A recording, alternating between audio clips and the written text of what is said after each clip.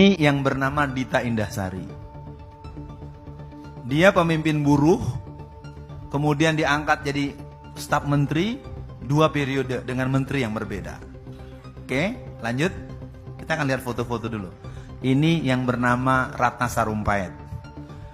Dia pemimpin panggung Satu Merah. Lanjut. Lanjut. Ini 6 orang yang sangat dikenal sebagai penggerak gerakan PKI sejak tahun 80-an. Ya, yang pojok kiri atas namanya Ripka Ciptaning.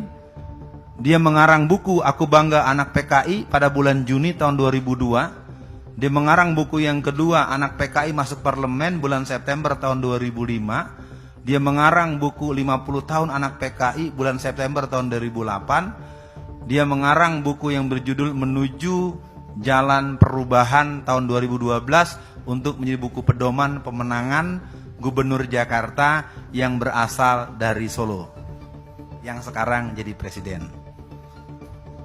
Seragam kotak-kotak itu adalah seragam pemuda Partai Komunis Cina. Mau bukti? Silakan diperiksa koran Media Indonesia terbitan hari Senin tanggal 17 bulan September, halaman 12, pojok kiri atas. Silahkan dibuka, di browsing nanti. Jadi seragam kotak-kotak itu adalah seragam pemuda Partai Komunis Cina. Dan itu menjadi lambang kemenangan dalam proses pemilihan Gubernur Jakarta 2012. Ya. Jangan tersinggung-tersinggung, ini fakta saja. Saya bicara physically, saya bicara data, di koran ada. Belum lagi dia mengatakan dalam koran Sinar Harapan, ya, sore, dia katakan dalam tanggal 18 Maret tahun 2004, yang bisa menyelesaikan bangsa ini adalah konsep Nasakom. Nasakom adalah kita. Nasakom adalah kita. Nasakom adalah kita. Prof masih ingat kali ya? Siapa yang kampanyenya kemarin pakai kita-kita? Silahkan periksa sendiri. Saya nggak nyebut nama, cuman ngingetin aja. Nasakom adalah kita. Kemarin kampanye ada yang pakai kita-kita, nah? Ya. Atau ayo kerja, itu tagline negara komunis. Ya, komando, ayo kerja, kerja. Itu adalah tagline negara-negara komunis. Silahkan periksa. Jadi kalau mulai dibilang semuanya udah di depan mata, ada dekat dengan kita.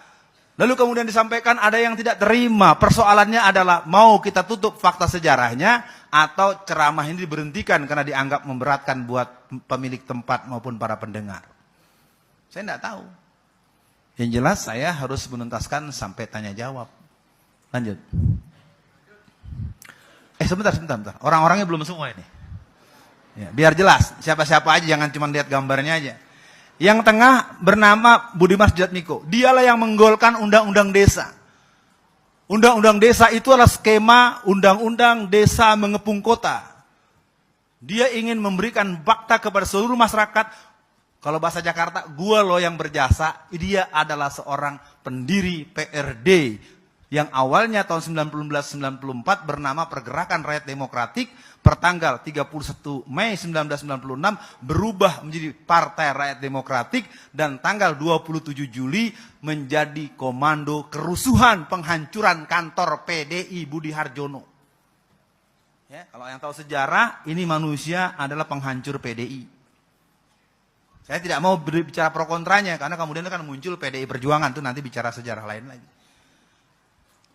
Apa yang dia pimpin? Bagaimana Budiman Sujatmiko itu?